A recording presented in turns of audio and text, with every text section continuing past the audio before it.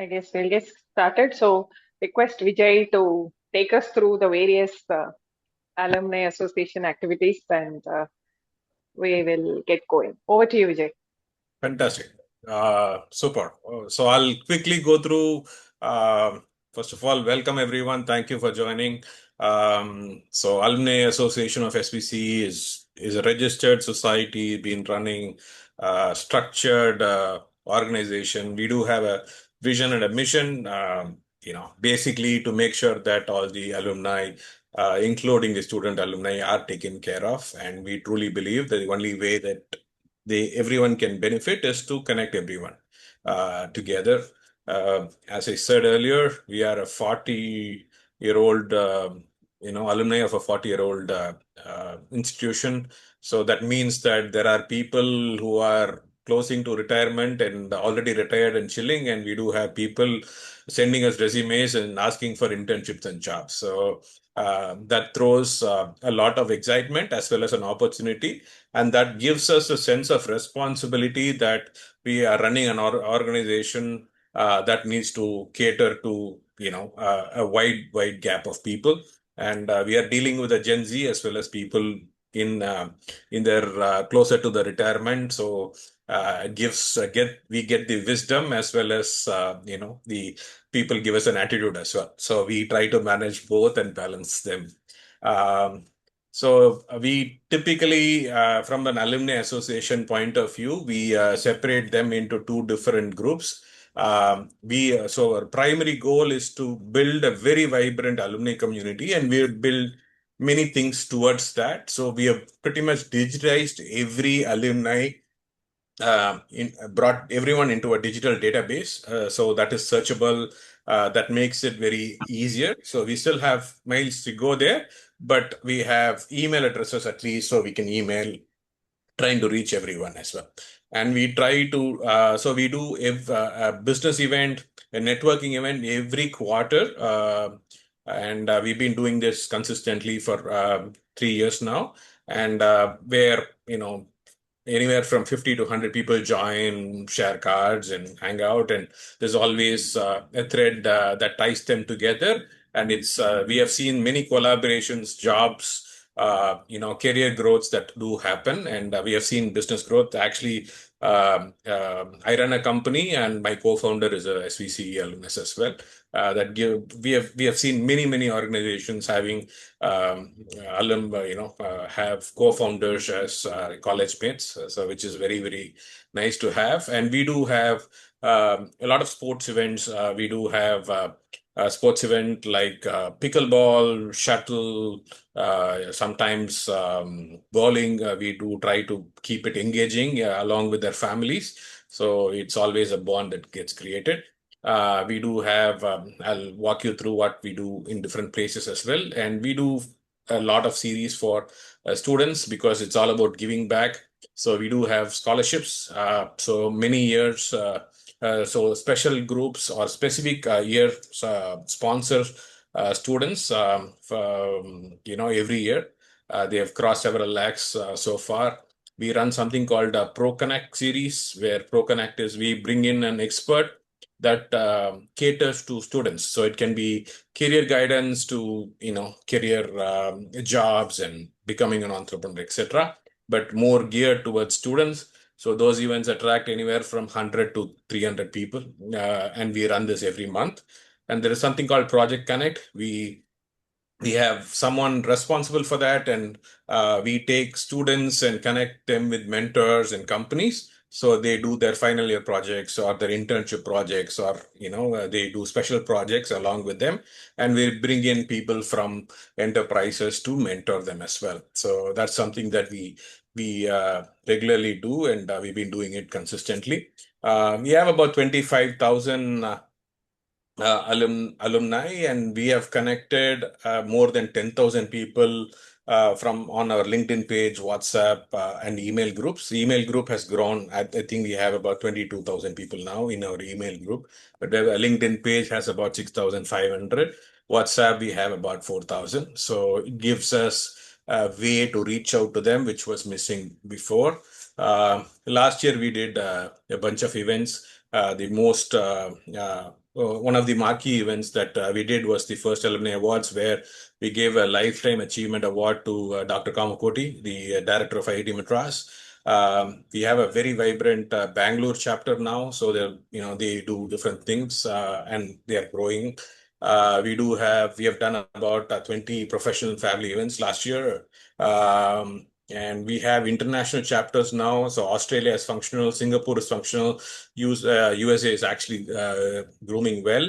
And we did our 40th year celebration in college. We planted trees, etc. And very importantly, we have the portal now. We have a mobile app as well, where we can search anyone by organization or by location in that, and it becomes very, very useful. So I'm traveling to a city, I do have a search engine that I know who's from SVC living there. So it makes it much, much easier to connect. We have done many events in the last 3 years, and we've been trying to be very, very consistent. Award ceremony was a very big hit. Dr. ACM was there, and it was very emotional for us because we were able to bring in achievers from different walks of life. And as an alumni association, we were so thrilled to give them awards, and that goes through a very good screening process as well. We have a very accomplished jury who goes through scoring everyone. I think we got about 50 to 60 nominations last year, and they got screened and people were awarded. Extremely good event that we did. This year it's coming up. So I'm pretty sure everyone from SVCE is qualified to get in, and everyone is a success in their own way. So please do, I encourage everyone to apply for the awards. We do have 5 different categories of awards. We have the Promising Young Alumni, Alumni Community Builder, Professional Excellence, Entrepreneur Excellence, and Nation Builder. We had an IAS officer who works as a secretary with the defense, got the Nation Builder Award last year. Many interesting people got their awards. It was very, very nice to watch them get the awards. So this is our executive committee and office bearers list. Very, very vibrant group, very, very accomplished group. So happy and grateful to have all of them work very hard. And every single office bearer has and the EC member has a duty to play, and they all own an event and run with it across across the months, and they take responsibilities for it. That's how we run the association. Thank you so much. Thank you so much, Vijay, and thanks a lot for all others who have joined. Appreciate your time, you taking time out on a Sunday evening and joining us. Really happy about that. So before I hand over to the speaker for the day, I would like to give a quick introduction about Mr. Prabhat. He has a very interesting combination of having an engineering and a law degree. So that's a very interesting combination, I must say. And he's also a seasoned advocate with a strong corporate law practice spanning company law, commercial contracts, intellectual property, data protection, and cross-border matters. Incidentally, he was felicitated by the Honorable Chief Justice of India, Justice Mr. Surya Kant, for the second edition of his book, Arbitration and Conciliation, a Commentary, just about less than a week ago. He's also empaneled as a legal counsel for leading public sector companies like NTPC, ONGC, NHPC, and Coal India. And really pleasure to have you, Mr. Prabhat, with us. And there are a lot of questions that our participants have already asked us. But before we get on to the question and answers, appreciate if you can walk us through about some concepts, and then we will go on to the questions. Yes. And over to you. Thank you so much. Thank you for the kind introduction, ma'am. So good evening, everyone. It's a privilege to be here for this talk to discuss a subject that is often underestimated, but I dare say it quietly determines the success or failure of almost every enterprise. So the topic that was given to me it's a discussion basically. I'll just give a brief overview for businesses, how legal clarity shapes business success. And then we can move forward to the questions and questionnaires and the issues being faced by the panel, the audience. So when people talk about growth, they usually mention about innovation, capital, leadership, technology, marketing, but very rarely do they talk about law until something goes wrong. So I want to propose something very simple today. It's basically that law is not the place where businesses go when problems have happen or arise. It is a system within which businesses grow safely and sustainably. So legal clarity is not about compliance alone. So it's not about it. It is about more predictive. It is about better predictability, confidence, and scalability. So when the foundation is correct, we all have learned and we keep hearing in all kinds of sectors and all businesses that if the foundation is right, then you can scale to heights and sky is the limit. It is the same thing. Every strong business has three invisible foundations. One, there is clarity of ownership. Two, there are clarity of rights. And three, there are clarity of obligations. So without these, capital hesitates. So people who want to put money in your company, now is the age for if any company wants to scale, it has to get investors money. So capital hesitates when there is lack of clarity in these three issues: clarity of ownership, rights, and obligations. So there the partnerships fail, expansion becomes risky rather than strategic. So I'll basically cover the four practical pillars, but as to what are the essentials of company law and choosing the right business structure for a company. Intellectual property, because now it's not about people. At one point, it is still there.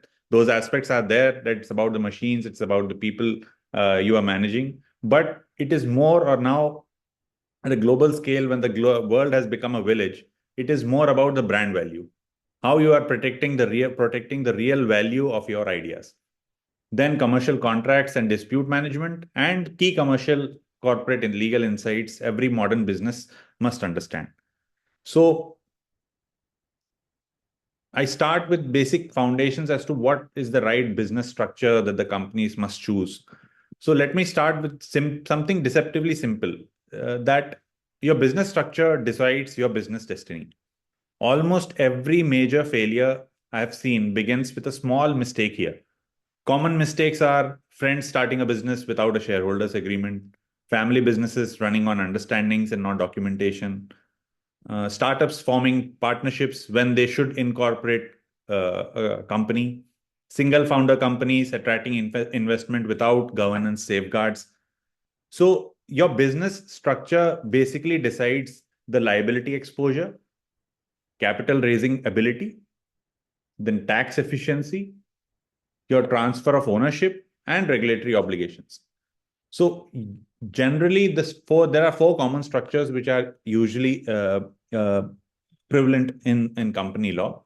One is a sole proprietorship, which we all know that it is any person without doing anything. I mean, he starts a business today, more like a mom and pop show in his house or in his or whatever space, whatever, without any structure, legal structure. I'm not saying about mortar and brick structure. So sole proprietorship, it's simple, fast, and cheap. That's the benefit of a sole proprietorship. You can start it immediately, but it has unlimited personal liability.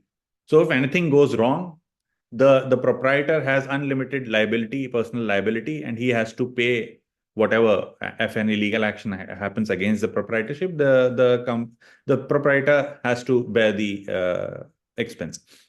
Then it is very difficult for a sole proprietorship to raise funds, because companies, the investors, they don't prefer proprietorships. Then it is also unsustainable for scale, because since the stakes are, nobody knows the stake, and the stakes are basically predominantly the proprietor's stakes. So, and without, nobody would want to invest money in a proprietorship concern without knowing as to what I'm getting into, what I will get in return, etc., etc. So this is good for freelancers or small, I mean, when you are at a very nascent stage that at that time for freelancers and for micro ventures only. Then comes partnerships and LLPs. I'll differentiate between the two. In partnership, there is shared ownership. When you have entered, partnership can be registered as well as unregistered. One can enter into a partnership agreement and you need not register it officially. However, for better purposes, you can also get it registered. Then in partnerships also, the liability is it's severely, both the parties are liable severably. Basically, if 100 rupees is to be paid by the company, 52 partners are there, both would have to shell out money. Whereas a limited liability partnership, why its very name, limited liability partnership, just like a company, one can limit its liability to its share in the business. So if there are 3 partners, 2 partners are having 40% shareholding and 1 partner has 20% shareholding, they can limit their liability to that percentage. But this requires tight partnership agreements. So problem area comes is when that is what happens. Friends without paperwork become enemies. So, and then comes the third, private limited companies, where this is the gold standard for growth. It has a separate legal entity, separate legal personality. The company has its own personality. And the liability is restricted only till the as far as the shareholding of the shareholders.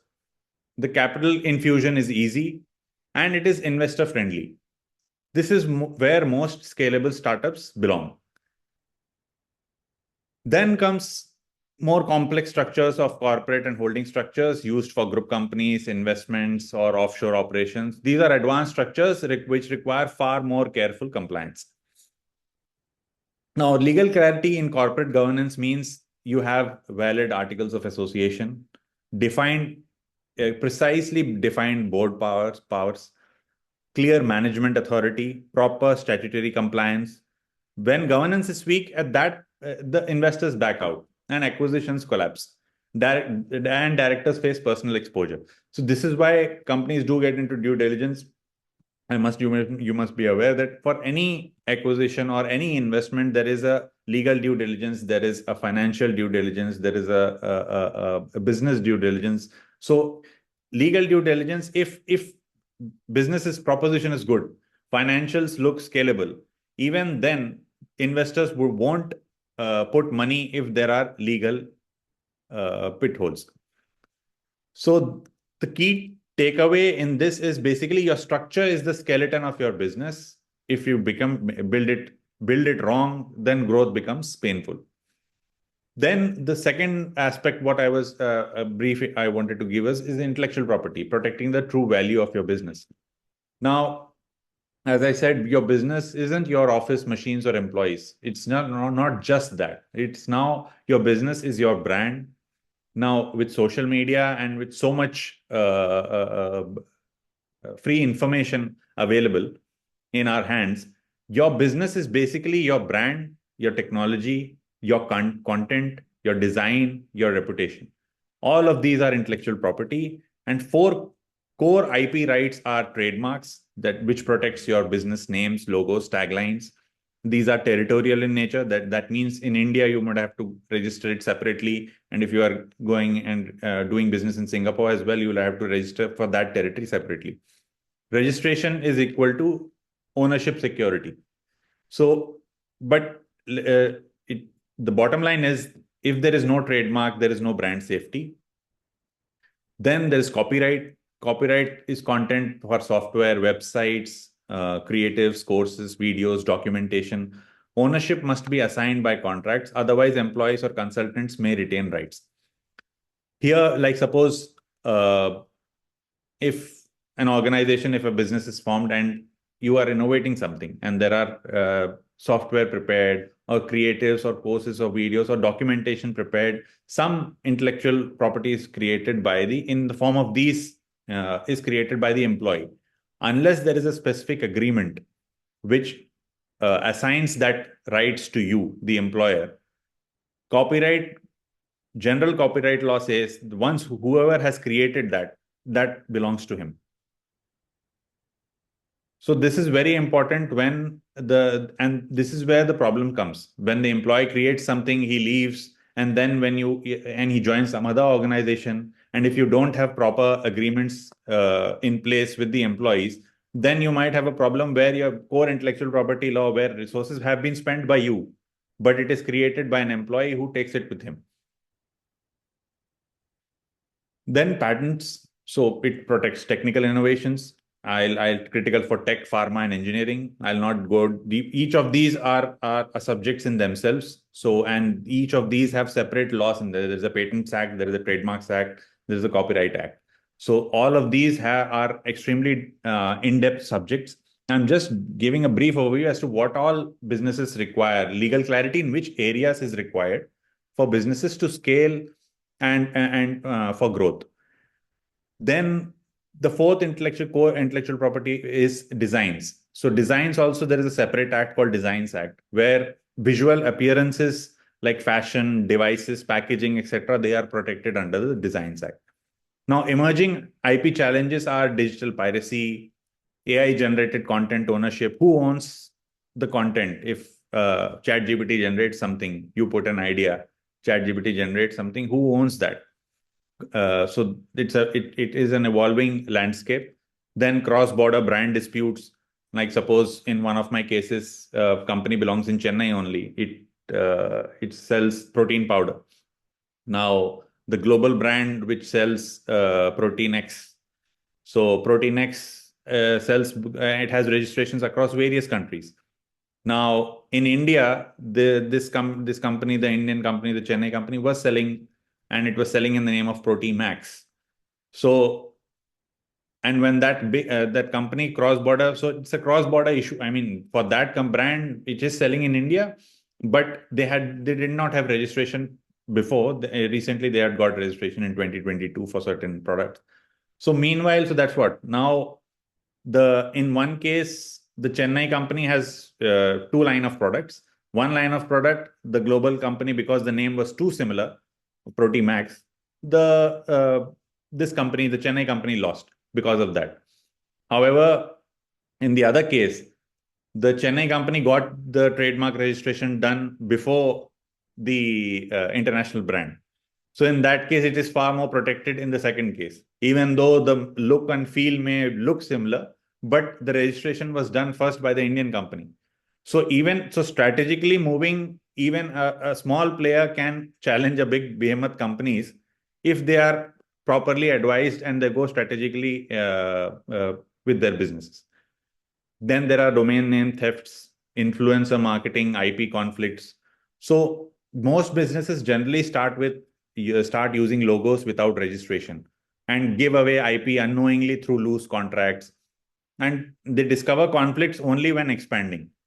I have umpteen number of cases where they have developed. So usually our attitude is, and that is why, I mean, in US, I suppose, whoever has been working in cross-border in US, I mean, they take it very seriously. They first move with the structures, and that is why their businesses are scalable very well. Now, in India, I know many clients who start business and they say that let's start and then we'll see forward. Once the business starts gaining profits, then we'll see and formalize it or organize it in a proper manner. But by then it is too late. So there, when you discover conflicts, and by then at that time, it's very difficult to put the cart before, it's like putting cart before the horse. So then it becomes very difficult to again go back in time and correct your mistakes. So that is the competitive moat. Intellectual property is the business's competitive moat. No IP protection means no brand defensibility, low business valuation, and high imitation risk. That's what I'm saying. Now on Instagram, you can see, for instance, 100 ads recently when China and US were having that trade war dispute. One can see hundreds of ads directly. The Chinese manufacturers were calling the international brands that you can come and manufacture, you can get it manufactured directly from us. So if there is no intellectual property protection, it's very difficult, that because your products can be imitated very easily. Then the most misunderstood part of business law, that is commercial contracts and dispute strategy. Contracts are not just paperwork. So what they are basically the business architecture. Poor contracts destroy relationships and good contracts preserve them. So anyone who is doing business understands that it is a relationship management or relationship managing endeavor, where whoever preserves and develops trust and preserves relationships, those businesses scale.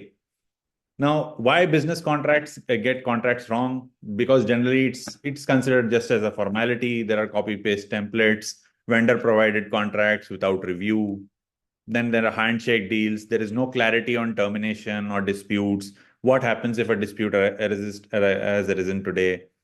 So every good commercial contract must cover scope of work, payment terms and delay penalties, termination rights, and you should all envisage, the parties themselves should envisage what all disputes can arise, and in such situations be upfront and decide those terms at the beginning.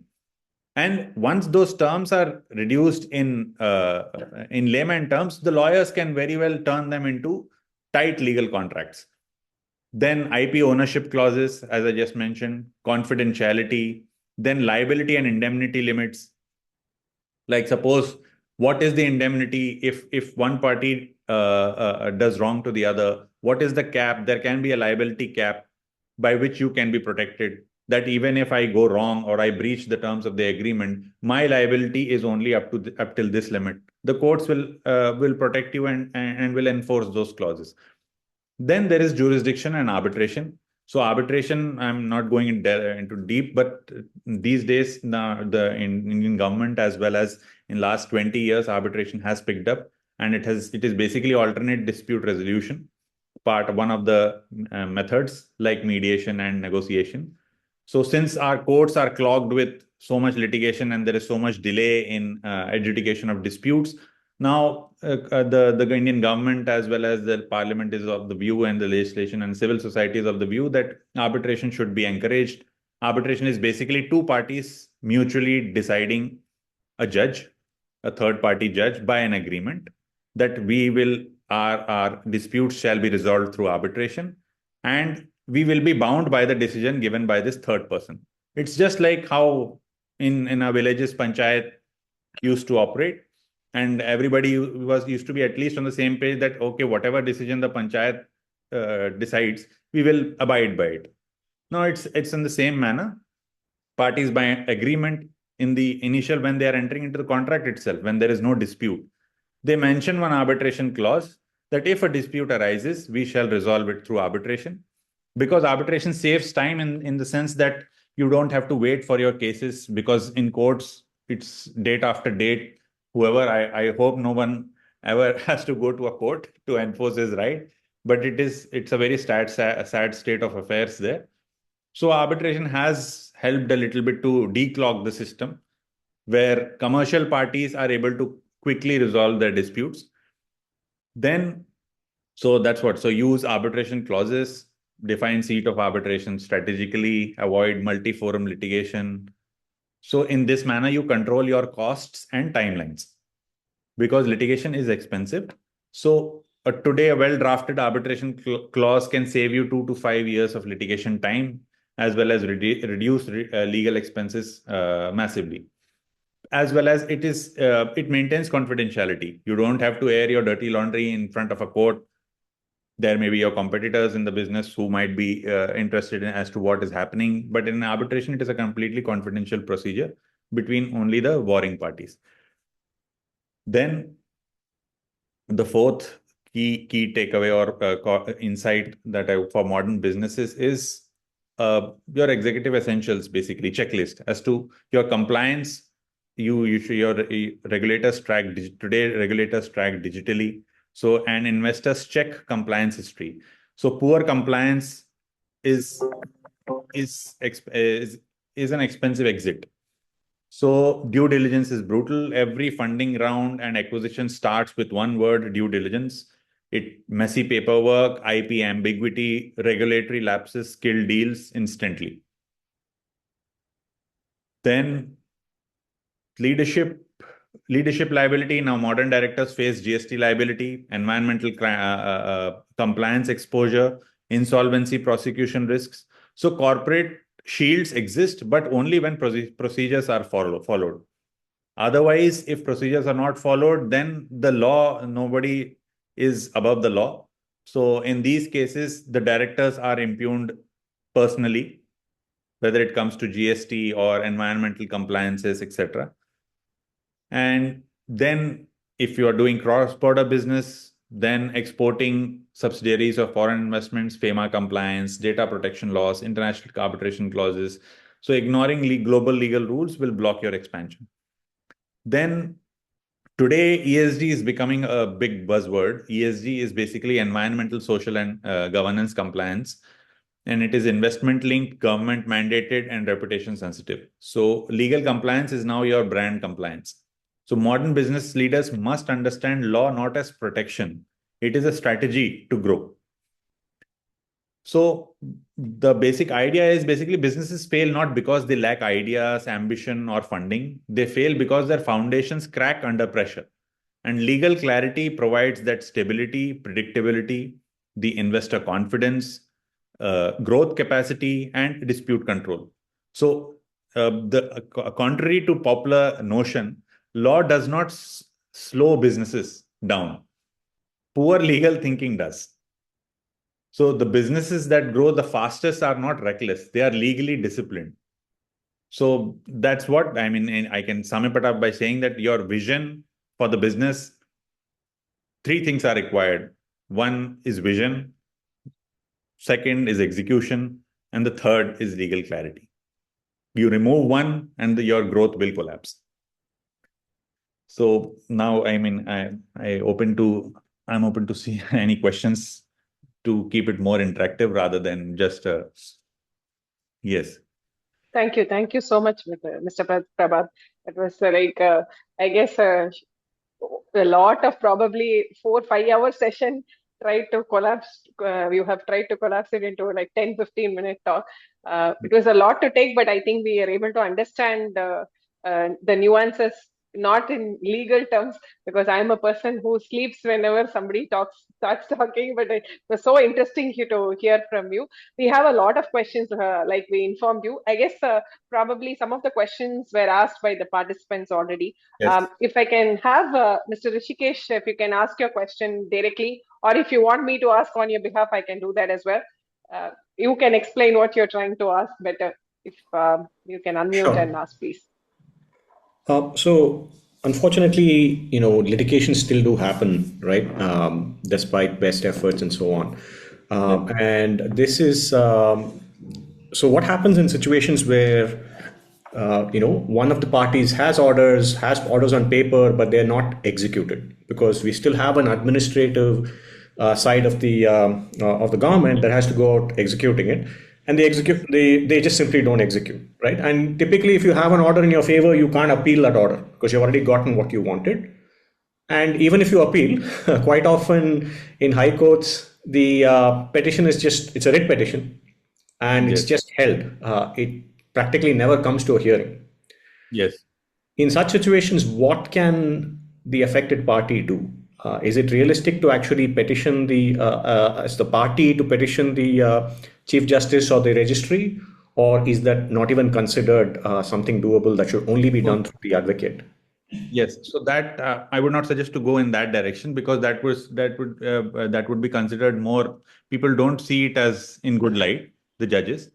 But I mean, this is unfortunately a very common systemic problem. But three practical solutions to this and official. I mean, and you can do it is one, execution proceedings. If you have an order, passed order, you must initiate or pursue execution proceedings, and you have to get it enforced. So whether it is a recovery order or attachment of assets, there is procedures. The lawyers can guide you. If for execution there are detailed powers, and the court has even powers to arrest the person against whom the order is passed. So you have to diligently file those applications. So the thing that is to be kept in mind is persistence here. If timely applications are filed with persistence and you persistently persevere to one after the other, there is a long list of procedures prescribed under the Civil Procedure Code for execution of orders. So if you follow those procedures on the first date itself, now, like suppose in Delhi, it is now, Delhi is showing the way to other high courts. So suppose in Delhi, on the first date itself, when the execution petition is filed, the court asks the other side to provide your list of assets to provide on an affidavit. And if the one or two hearings the court sees that the other person is filing or not, if he is not filing it, and if he has come before the court, then the court asks, in fact, to deposit that money. And if the person does not deposit that money or does not file any affidavit of assets, the court has the power to ask, first of all, ask you whether you know that the other person has any assets. If you know about it, you give us the details and we will attach those. Number one. Number two, even if the attachment is difficult, then I will arrest this person. So the courts are moving, but it's quite slow. Then number two, one is this is execution, that you can persistently persevere and try for execution of your orders. Second is, if a writ petition is pending, suppose say for many years and it has not come up for hearing, and it is not coming up for hearing, you can mention as urgent matter before the Chief Justice or the roster bench. Your lawyer can file, there are early hearing applications these days, formal application for early hearing. You file that application as an IA, interim application within your writ petition. And you can mention that application before the Chief Justice or the roster bench, whoever is listening to those matters, those kind of specific matters. You can mention before him that we have filed this early hearing application. So, and in Delhi generally, and in fact in other high courts as well, if you file a formal application for early hearing, it will come up for hearing. And then the court, then you'll have to argue and show that why your matter should be out of the way, it should be heard. Oh, I see. Okay. Urgency that is there in your matter. And if you're able to show it and convince the court will issue notice to the other side and put up your matter, and your matter will be called out. A shorter date would be given. So that is an application for hearing, early hearing. And second is mentioning, an oral mentioning by the lawyer itself. Okay. The lawyer itself can mention before the Chief Justice or the roster bench that this is the writ petition number. It has been lying for many years. This is the urgency or this is the difficulty that the client is facing. So the court may kindly hear it early. So these two, they both work. Okay. And one other question. Today, a lot of people who work in the corporate companies tend to have either hobbies or tend to be working on their own their own ideas, which it's unrelated to their day job. Yes. But the companies in the tech space have different policies, right? So there's some companies that actually blanket out and say, it doesn't matter whether you're doing it on your time, your resources, or our time. Pretty much that IP belongs to us. Yes. And there are other companies that say, it's only our resources, our time, what we pay you for. If you do something on Saturdays and Sundays, it's your business, right? Yes. Is there a legal precedent in India that clearly specifies whether a company can demand work done outside of the office hours or company resources can be considered part of company IP? So these are all case-specific issues. So on facts and circumstances, it has to be seen. There is no general law which applies in these cases. In each specific case, what are the facts of that case? What is the agreement that the company has with the employee in that case? What is the technology that has been developed by the employee? Whether it is a hobby or it is actually related to the company's business. So these are all subjective issues, which only a judge, once he looks at the facts, because ultimately, whatever may be on paper, it might appear legal, non-legal, etc. But the judges are also human beings. So they know when they see the parties before them, they know which party is right or wrong. Okay. And depending upon that, they interpret the legalities or the what is on paper. Okay. So sometimes a smart employee might as well working on the same technology outside, but on paper it might be difficult for the company to prove that this was done with company's resources or not, etc. So in that situations, it is the court's satisfaction. Court has to see factually that okay, on paper you might be right, but it is not just plain black and white legal. Legal law is applicable on facts. So facts have to be, you have to convince the court first on facts and then comes law. Okay. Okay. Thank you. Thank you. Thank you so much, Rishikesh. So we'll move quickly to Nitin. Nitin's question. Nitin, you can go ahead and ask the question. Thank you. Thank you for the session. I'll just give you a context of what the issue that we're facing. The thing is, I work for a deep tech company based out of Chennai, where we develop products, and we are the only one in India to develop. It's a scientific equipment end of the day, and our nearest competitors are ones in Germany. And we had to execute a project with one of the defense laboratories. We successfully delivered the equipment to them, but the problem was they didn't have the sample to test the equipment or validate the results. So we are now at a status quo where we have completed the project. We have given up all the handover documents to the purchase sections and everyone. But the problem is they have not closed the project yet, due to which we are ending up paying late delivery charges. We are not any emails to the heads of the section, the purchase department. We are not getting any emails whatsoever. And Yes. defense department being defense department, I mean, it's like talking to a wall right now. Yes. So, so we were thinking whether RTA would be a route to go, or should we approach any independent external monitors who are like in arbitration. So we have no clue how to go about this. But we're also wary of the fact that it could involve legal costs, and we are a startup, and I don't know if we'll be able to afford that as well. So Yes. your inputs on this would be really helpful. So this is a classic government contract friction. I mean, hundreds of contracts for contractors also have appeared as well as I see from the government side. So your remedies are in 3 escalating layers you can go. First, one, you can try negotiation with the first step would be to try negotiation, to talk to the officers involved who are dealing with you on day in, day out basis as to how we can invoke conciliation. If there are any conciliation clauses in your contract, you can invoke that first and submit a representation to the government, to the department. Contracts often allow reconsideration of LD charges for technical change orders, departmental delays, force majeure, etc. They might reconsider that themselves.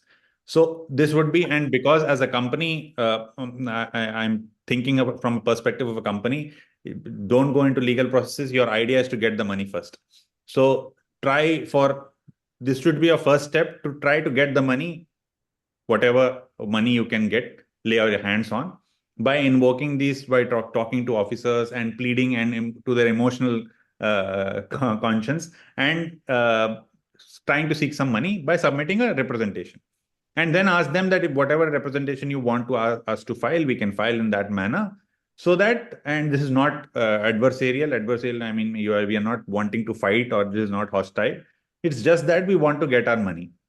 That's the first stage you can try for invoking your conciliation, if that it is there in your contract.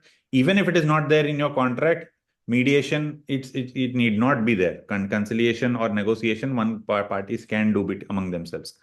Then the second stage would be this RTI and IEM approach. But I don't think RTI would these days, under this present government, RTI is not that a tool left in the hands of the common man. So one, you can try for RTI that will help your case for future. If at all you go for litigation or arbitration. So for that purpose, for preparing paperwork, you can file an RTI, seeking as to what are the internal notings on the LD decision or justification on files, and what are the review committee records. So transparency weakens arbitrary deduction. So when you do this, they might, they might also be thinking that this person might go into litigation. So then your representation might be taken seriously. If they don't take seriously you in just by filing representation, then IEMs are appointed for this purpose only, to handle grievances, contract irregularity. So you can move before the IEM without going into the stage of litigation. And once these stages are done, and if you still are not provided any remedy, then your contract must definitely be having an arbitration clause, is my hunch. So you can then, because all defense contracts generally, and specifically scientific equipment issues, they are not left to litigation. So there must be arbitration clause to maintain confidentiality. So then that you can move in that stage. But do I risk because we are a startup company, right? Yes. And yes. we need businesses. So Yes, if I file an RTA or take an IEM approach, yes. Do I risk getting future orders from the Defense Department because there are other labs who might be interested in our product? So that's what. So that's what I'm saying. From the perspective of the company, I would try you put your maximum effort in talking to the officers concerned and pleading to their emotional conscience that since we are a startup company, these things affect us badly. And after that, file a formal representation, written representation. That should be your first go-to. And see, it's like this. If you've tried everything, then you might have to fight arbitration or litigation. Because if you've tried everything and they still don't pay you, one thing is, if you have good cash flow where without getting this amounts also you are fine and you are able to go through your business, then that's a different matter. So many contractors do that only. They maintain relationship with the government or government officials. They don't want to fall into the bad books that we do, so that this is the contractor who has filed litigation against us, etc. But they maintain their cash flow separately. So they bear losses and keep running their business. But if you are not in that situation, then you might have to climb the escalation ladder one by one. So that is a business call that you have to see as to what is the situation your company at, what you can bear and what you cannot tolerate. So, but first is try it on the non-hostile manner. Try for talking to the officials and in a non-confrontational manner, try for representation. Because it is in their power and discretion to reconsider their earlier decision. Thank you so much. I have another question, but I think I'll let others take the question, and then if time permits, I'll answer. At the end of the session, I'll ma'am can give my email ID, so you can shoot in your questions through my email. Yeah. Sure. Thank you. Thank you. Thank you so much, Nitin. We have another question from Senajit. Senajit, can you ask your question? Or if you want, I can ask on your behalf. You want me to do that? Okay. So let me ask the question. What are the mandatory legal rights and protections guaranteed to an employee? And what is the proper way to report violations without harming the employee's professional reputation? Additionally, what actions should an employee strictly avoid in the workplace? Okay. So, as mandatory legal rights and protections of an employee is concerned, irrespective of designation or sector, the core legal protections are one, protection against sexual harassment under the POSH Act, then protection from bullying, intimidation, a caste or religious discrimination, right to a safe workplace under the Factories Act, then fair wages and timely payment, guaranteed payment of minimum wages and timely salaries under the Minimum Wages Act. There is Payment Wages Act. There is Code on Wages. Now, recently, the government has brought in a new law where they have codified all the various acts into four codes. So this depends on, and also whether these codes are applicable to you or not. So these are all depending upon the definition of the employee under those acts. So it is to be seen, but these are the protections that the employees have. Then there is Social Security, PPF, EPF, Provident Fund is there, ESI, health insurance, gratuity after 5 years of continuous service, maternity benefits are there. These are all your legal rights. Then leave and working conditions. There are statutory limits on working hours, but in private companies, I mean, they're hardly ever taken into consideration. But still, good organizations, big organizations, they don't want, they keep this in mind. Then there is earned leave, sick leave, and maternity leave protections. Then protection from arbitrary termination. So when termination is done, it must follow the contractual terms. Notice must be given to you. A principle of these are called principle of natural justice. Basically, that notice an opportunity for you to respond if the employer is trying to terminate you arbitrarily. From tomorrow, you are terminated from your service. He cannot do that. So that you can, those things you can challenge. Then under either the Industrial Disputes Act or labor courts or high courts, depending upon where you fall. Then your legal remedy is, right to legal remedy is one, an employee can approach internal grievances committees. There are internal companies have these committees in place. Then there are labor authorities now. So beyond a particular number of employees, every company is mandated to have, now suppose sexual harassment, there is a committee should be in place. And there are compliance reports which should be filed every quarter. And if you don't do that, there are certain penalties imposed. So, and then for employees is what is the proper way to report these violations? I mean, as a practitioner, I would advise clients to always keep documentation and discretion and proportional escalation. One should not, like, suppose you should keep the emotions out and be professional about it. And ultimately, you want to do that if the employee, from the perspective of an employee, that employee wants, he has to do the job. So you're not here to fight wars with the company unless something drastically happens. So that's what is the proportion of proportionate response that is required to an action taken by the company. So generally what happens is if I do not like the HR, or the personal egos play a bigger role in employer-employee fights than the real issues, underlying issues. So if there are issues, you document that, whether they are emails, salary slips, notices, screenshots of communications, etc. And avoid oral accusations without record. And then always use the internal mechanisms first. That is lodging a written representation to the HR department, a written representation to the internal grievances committee. There must be a grievance cell. So this demonstrates professionalism, bona fide conduct, respect for organizational processes. If this case escalates to litigation, future litigation, any court would see this in good light. Then write fact-based complaints from the employee's perspective, basically no emotional language, only verifiable facts, dates, incidents, or witnesses. There should be witnesses or documentary proof that you have. This preserves your credibility. And obviously, you seek legal counsel before escalation, because before approaching police or labor commissioner, courts, media, all these things, or writing something on your social media, you might be liable for action of defamation. If that is found not true in any manner, you might be liable for defamation suit by the company. So always seek legal counsel before escalating these things.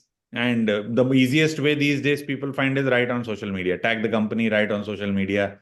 So if that issue is found false, then you might be in trouble. So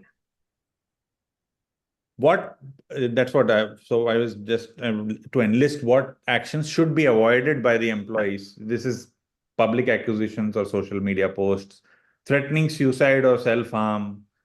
So recently, just a week back, I had faced a situation with a company. One of the company is my client. So one of the employees, he committed for forgery and fraud with the company. Now, when the company found out about it, now he is threatening suicide.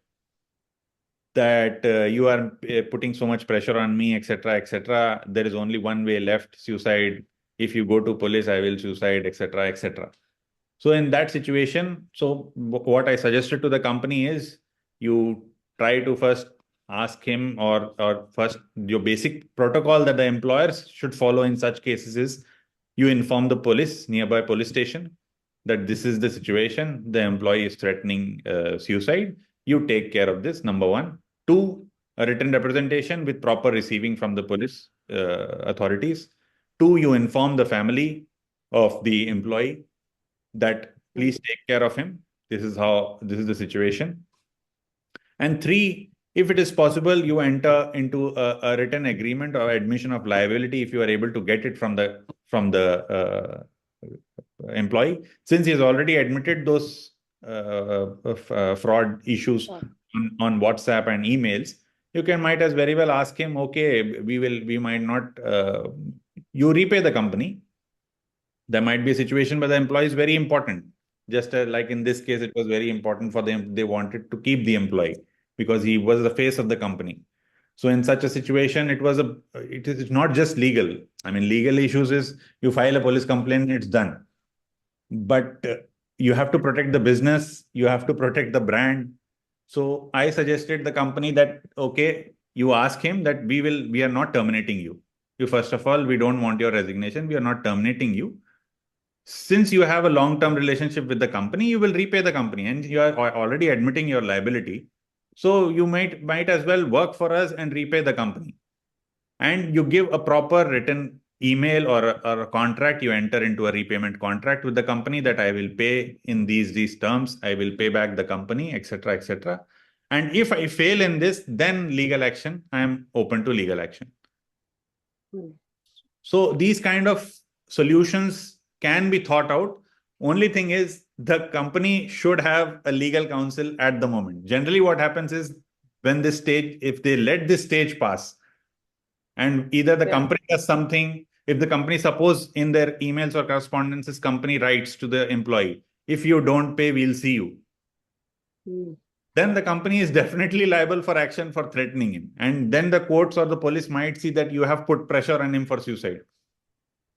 Then FIR would definitely be registered against the company and the owners and the promoters and the directors. So it has to be very careful. So legal counsel that's how legal counsels protect the company if legal counsel is sought at the right time. Counsel is just advice. The meaning of counsel is advice. You seek that advice at the right time and you might prevent costs, headache. So as well as protect your business. So that's what, you never coerce or intimidate the employees. You should not, the employees also should not walk out without formal resignation or notice period completion, etc. Then tampering with any records or evidence it should be avoided at all costs, and emotional confrontation should be avoided. Yes. I have one more question. That is, in trademark registration, if we have registered our brand in one class and the same brand is registered in another class, quite similar to our existing product, will we be able to object it? Yes, and you must. The simple answer is yes, and you must. Trademark law exists precisely to stop this, to brand imitation, consumer confusion, and market dilution. So the procedure for this is basically when there is a procedure prescribed under the Trademark Act. I can tell in detail if the concerned person approaches in the email or something. Sure. So once the application is filed, a trademark in an application, whenever that application is, it is published in the journal. So whenever you got to know about that, yes, there exists another trademark which is similar, etc., you file a notice of opposition. There is time for 4 months from the date of publication. Do you file a notice of opposition saying that I oppose granting of this trademark to this company, even though they have got the registration, but I am opposing that. And then a procedure is called before the trademark registry. So trademark registry acts like an administrative judge, and before him, he adjudicates this dispute as to which is right, who filed it. They will ask for certain proofs, etc. And depending upon that, they might uphold the registration, which is already granted to that company, or they might reject that registration already granted. Yes. Okay. Just 1 second. I'm just quickly checking about other points. There was a question from Vasudevan on the chat box. Vasudevan, you want to ask that question yourself?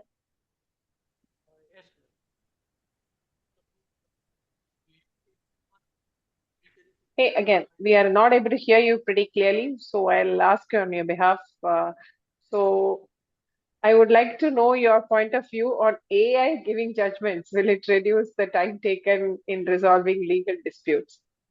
Yes, so many of my tech friends, since I'm also from engineering background, so Right. many of my tech friends on every weekend ask me this question. So, Okay. so the issue is, I mean, I don't think the AI is still that developed yet. I mean, we are still at the stage of generative AI, where content is they are the AI cannot think for itself or think for a problem which it has no knowledge about. So like Mm, lawyers, they are trained over several years and there are humans and they can, from their experiences, they can understand certain things, so which helps them in resolving those disputes when they arise. So it has to be something beyond what law books teach you. So right.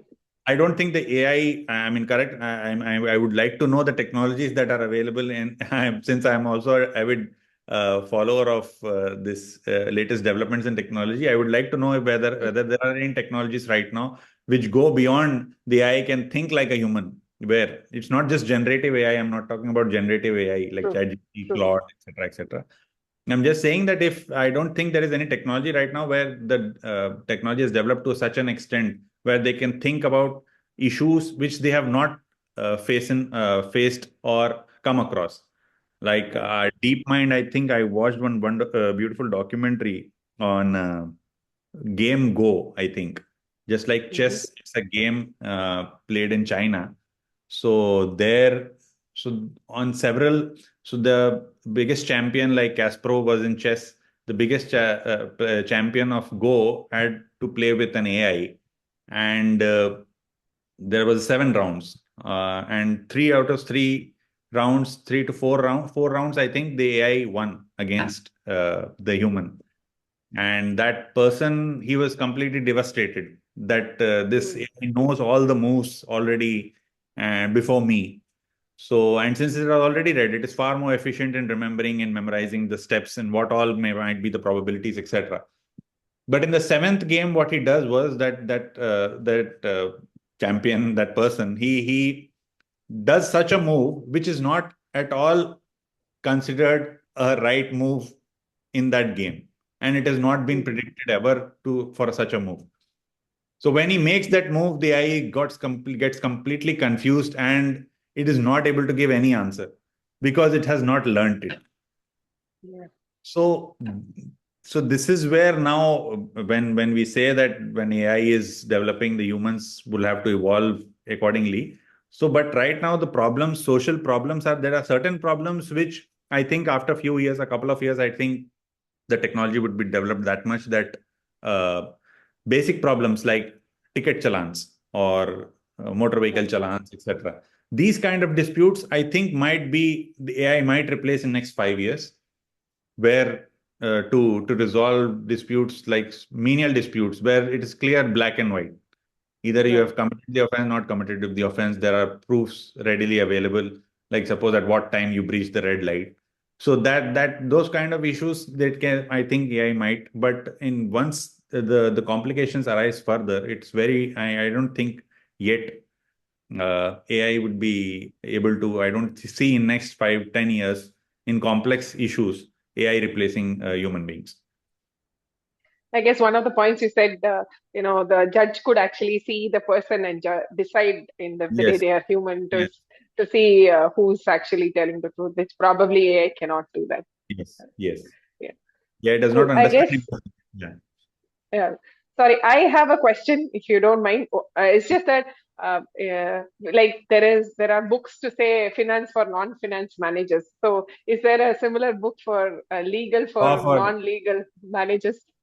I have come across various books that they say finance for dummies or law for Right. dummies. Like I, uh, I don't think there is such a book. I haven't come across Okay. for Okay. basic knowledge. So, but yeah, I mean, now these days, I mean, if everyone is using Chat GPT and all for basic knowledge and all, Chat GPT is fine. Mm-hmm. One, I mean, but ChatGPT does the technology does hallucinate and give wrong information. So you must be careful regarding that. But just for a basic idea, I mean, on specific issues as to what is the general law, I think these technologies are useful. One can sit with them for some time and find out the basic idea. And then if the issue is in depth, then you can discuss it with the lawyers. So, but yeah, but for generally book, if I can think of something, I'll message and Oh I'll yeah, inform. thanks. Yes. Thank you so much. Any other questions from the participants? On the spot questions? Okay. Okay. Okay. So there is a question from Vignesh Mehalingam. Yes. How can a person become an arbitrator? Is legal professional degree mandatory? What skills are needed to become an arbitrator? How can one develop the skills needed to be an arbitrator? Yes. Thank you for the question, sir. So this is, there is no requirement of professional degree required. So there are, like, suppose in CPWD matters, engineers are appointed as arbitrators. It is not required that they are legally trained or lawyers for that matter. And many of the engineering contracts itself, in fact, they mention that you must have an engineer with this years of experience who can resolve this dispute. So in such a way, there is no professional degree as such mandatory, but the skills required is you must know law, because ultimately when you know the technology, that's right. But as an arbitrator, when suppose you are deciding a road construction dispute, now while in doing that, the parties, the factual aspects, the arbitrators might know. Being engineers, they might know the factual aspects very clearly, how the engineering is done, what all issues go on at the site, etc., etc. But there are then, once those, that's the first stage. And once that is there, then when application of law comes, that in this situation, what is the liability under the law? Then you might have to be accustomed with legal subjects. Like suppose Contract Act is very important in India. So in the majority contract, arbitration is just procedural law as to how your dispute would be resolved. However, what is the contract, and if A does this and B does this, how will you decide whether who is wrong and who is right? Contract Act is the substantive law that is important. So if anyone intends to become an arbitrator, then he must be very thorough with the Contract Act. Contract Act. Yeah. Then Okay. that's for starters. Then there is Sales of Goods Act. Then there are other substantive acts. Then depending upon what technology you're dealing, suppose if you're dealing with a scientific technology and there is an arbitration there, assignment agreement. So I suppose in that cases, you must be knowing the Patent Act as well. So, but majorly, first of all, the basic principles of law is Contract Act. One must know Contract Act and Sales of Goods Act, mercantile law. So that will give a good start as to, then once you develop, you know how a judgment is read, once you start reading those judgments, that, okay, this is how interpretation is done of a particular section in an act, then you might approach a problem differently. And then those are the skills that you need to develop. And there is no particular school or course which can teach you that. You will have to do it by learning. Yes. Okay. Thanks so much. Nitin, you have raised your hand, your question. Yeah, my last question. Sure. So in your opinion, is tender process a boon or a bane? Because it could become a bane if the competitive bidding, right, encourages suppliers to cut costs by delivering inferior materials. And that doesn't really go well with, especially with different sectors, right? So what is your opinion on that? Can you come again? Is a tendering process, right? When the government gives out tender for equipment and things like that, is the whole process a boon or bane for the country? So this question actually came very prominently in the 2G scam case. If you recall, there was a scam in 2010-11 regarding 2G spectrum, when 2G spectrum was being allotted, it was allotted on a first come, first serve basis, rather than a tender, which is open to all, and the highest bidder or the lowest price bidder was awarded the contract. It was not done that. It was done first come, first serve. Now, two judges of the Supreme Court held that this is wrong. First come, first serve basis should be struck down. And then when it went to 5 judges bench, the president asked for an advice. And in that, because precisely this question came, that if first come, first serve basis is done, is avoided, then how else we are supposed to deal with tenders, etc. So in that case, the 5 judges said that it is not completely wrong. Depending upon the situation, the company, the PSUs or the major government, they can either through tenders or first come, first serve basis. The only thing is it should give a level playing field. Now, tenders is Boon in the sense that because it gives a level playing, provides, since we are a more of a socialist state, I mean, still the government has a predominant role in regulating the affairs of the individuals. So tenders in India it is important because still the PSUs, there are various natural resource, the various PSUs governing the natural resources like Coal India, Indian Oil. They have huge natural resources under their regulation. So in that situations, to remove the individual discretion of the officers who are helming the affairs of these companies or government, tenders is the best mode as of today. Once the discretion of the officers is removed in future by some other methods, then one can go for some other methods of awarding contracts. But today, to show a level playing field that justice is not done, it should be seen to be done. It should be seen, the common man should feel that yes, it is not, there is no favoritism to a particular party. So tenders is the only process. And even those processes are challenged because human beings are always one step ahead of the law. So they tweak the conditions in such a manner that a particular player only wins the tender. So in those situations also the tenders are challenged. And the court removes those conditions or upholds those challenges. So, but tender process as far as till now is concerned, I mean, till now, I think it's a good process considering India and how we are as a nation, our culture. There is a lot of corruption. So in that situation, tender is a boon. Thank you, Nitin. Yeah, 90 minutes into the meeting, I really enjoyed all the conversations, really happy. Thank you so much, Mr. Prabhat, for joining us. A lot of varied questions and very interesting questions, and you definitely gave us a lot of insights to take home today. And really appreciate you joining us. And I just wanted to hear from you, how did you feel the questions were from the crowd? Yes, I mean, pleasure is all mine, ma'am. Thank you for having me. I mean, I really enjoyed the talk. I mean, it didn't appear like a talk. I really enjoyed the interaction that I had with very well qualified and far more senior than me. So I really enjoyed this interaction. Thank you so much.